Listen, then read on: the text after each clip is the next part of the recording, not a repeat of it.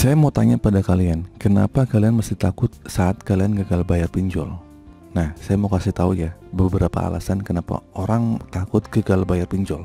Oke, langsung saja nih di pokok bahasannya, beberapa alasan kalian kenapa takut saat kalian gagal bayar pinjol. Ya, yang pasti kalian merasa takut ya, khawatir gitu kan.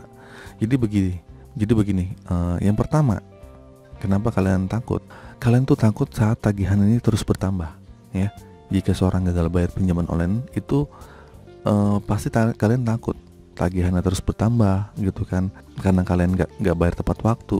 Kalian akan bingung, akan dikenakan denda, bunga, keterlambatan yang bisa bertambah, jumlah tagihannya makin banyak gitu kan. Nah itu yang pertama kalian takuti. Terus yang kedua, kalian itu diharuskan membayar lebih dari pinjaman. Ada beberapa pinjaman online yang memberikan suku bunga sangat tinggi, sehingga kita seorang yang gagal bayar akan membayar dengan jumlah yang harus dibayar jumlahnya lebih besar dari yang kita pinjam. Itu kalian yang ketakuti ya. Nah yang ketiga nih yang sangat klise banget, kalian itu takut oleh debt collector ya, ditakut oleh DC. Nah jika seorang gagal bayar membayar pinjaman online dalam jangka waktu yang lama, maka biasanya akan dihubungi oleh DC atau penagih hutang. Mungkin DC juga akan terus menghubungi kalian terus menerus ya, dengan menggunakan cara yang tidak menyenangkan seperti mengancam atau mengganggu keluarga yang terdekat. Dan yang paling takutnya adalah saat kalian DC itu datang ke rumah. Terus yang keempat, itu kalian akan berdampak pada catatan kredit ya. Jika seorang gagal bayar pinjaman online dalam waktu yang lama, nah catatan kreditnya bisa bertambah buruk atau kalian bisa masuk slek OJK atau BI checking. Yang ini akhirnya repot ya saat kalian itu minjem ke instansi pinjaman lain. Oke, jadi gitu ya, ada 4 gitu kan. Yang pertama, kalian takut tagihannya terus bertambah. Terus yang kedua, kalian harus membayar tagihan yang lebih dari yang kalian pinjam. Yang ketiga adalah adanya gangguan dari DC. Yang keempat adalah kalian masuk slek OJK. Jadi begini, oleh karena itu ya, sangat penting nih kalian untuk bijak-bijak untuk saat kalian pinjaman online. Bertanggung jawablah kalau kalian gagal bayar nantinya. Intinya kalian tuh harus tepat waktu lah gitu kan. Jangan sampai kalian ada uang malah dinanti-nantiin gitu kan. Beda halnya kalau kalian emang gak bisa bayar karena kalian banyak kebutuhan, atau mungkin kalian gagal memprediksi keuangan. Nah ini jadi masalah gitu.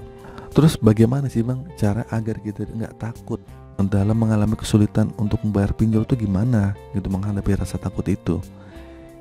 Saya cuma bilang ya, ada beberapa nih. Yang pertama, kalian itu tetap tenang. Kalian itu coba untuk tenang, jangan panik. Meskipun situasinya mungkin tidak menyenangkan, tetap berusaha ya untuk menenangkan diri, untuk merencanakan langkah-langkah yang akan diambil untuk mengatasi masalah.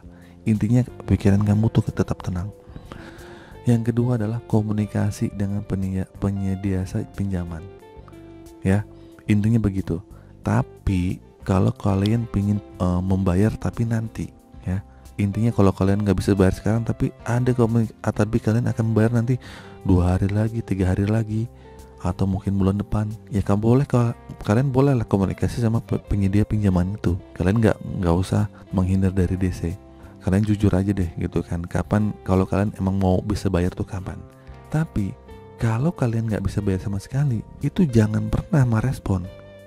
Abaikan aja, jangan pernah merespon. Kalau kalian emang nggak bisa, udah nggak bisa nih, udah prediksi kayak so udah nggak bisa nih, udah diemin aja. Ngapain kalian janji-janji ya? Komunikasi itu nggak ada. Komunikasi itu boleh kalau kalian emang ada uang lah untuk membayar untuk beberapa hari ke depan, beberapa minggu ke depan, atau beberapa bulan ke depan. Yang ketiga, buat rencana pembayaran ya. Buatlah rencana pembayaran yang realistis dan penuh tanggung jawab. Buatlah anggaran keuangan ya.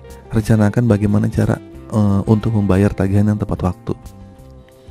Yang keempat, itu adalah cari bantuan finansial ya. Cari bantuan finansial itu bisa jadi dari keluarga atau teman atau orang terdekat ya. Kalian boleh pinjam dari situ. Yang kelima adalah hindari pinjaman tambahan ya. Nggak boleh nyari pinjaman tambahan untuk gali lubang tutup lubang. Jangan memperburuk situasi keuangan Anda dengan mengambil pinjaman tambahan yang tidak diperlukan. Hal ini dapat membuat masalahnya semakin besar. Oke, itu ya. Jadi teman-teman ya gitu kan, untuk menghindari rasa takut kalian untuk gagal bayar itu pertama, tetap tenang, kuatin mental. Kedua, kalau kalian emang bisa bayar, komunikasiin aja sama penyedia pinjamannya. Kalau nggak bisa, nggak usah lah. Yang ketiga adalah buat rencana pembayaran, ya. Keempat adalah cari bantuan finansial dari tetangga, dari saudara, atau dari orang tua. Yang kelima adalah hindari pinjaman baru, ya. Jangan gali lubang tutup lubang. Oke, itu saja teman-teman video kali ini. Semoga video ini bermanfaat. Akhir kata, assalamualaikum warahmatullahi wabarakatuh.